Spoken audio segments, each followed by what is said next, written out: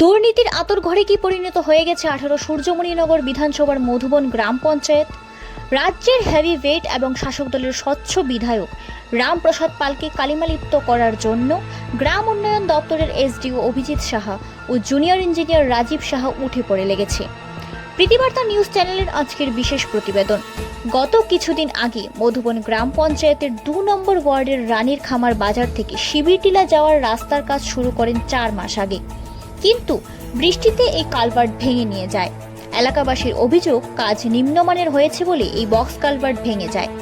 আরও অভিযোগ করেন, গ্রাম উন্নয়ন দপ্তরের এসডিও অভিজিৎ সাহা ও জুনিয়র ইঞ্জিনিয়ার রাজীব সাহাকে জানানো হয় এই বিষয়টি, তারা কোনো গুরুত্ব দেয়নি।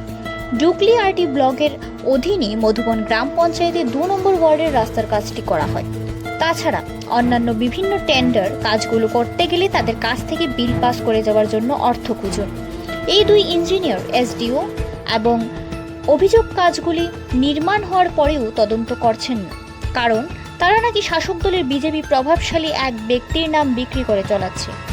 এলাকাবাসী দাবি করেন অন্য বিভিন্ন গ্রাম উন্নয়নের কাজগুলি সঠিকভাবে নির্মাণ করা হোক, যার ফলে 2 নম্বর ওয়ার্ডের বক্স কালভার্টটি না হওয়ায় সাধারণ মানুষ বিভিন্ন সমস্যায় ভুক্তভোগী হচ্ছে প্রতিনিয়ত। ব্যুরো রিপোর্ট, প্রীতিবার্তা। এটা ধরে আপনার মধুবন, এটা একটু প্লাডে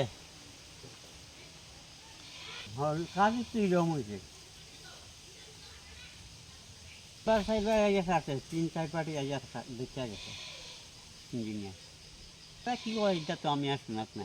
দেখা দেখতে গেছে, তারা ম্যাপ করে নিছে, মাপিয়া নিছে সব কিছু।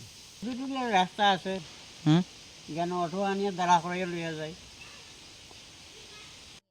কী করলে ভালো হইব, ওখানে তারা কাজ করবো, তারপরে না ভালো এই তো মেলা দিন, প্রায় 15 দিনের উপরে হয়ে যায়। ওই কিটা মাঝখানি করে উপরে হয়, মাঝখানি করে উপরে হয় এরকম।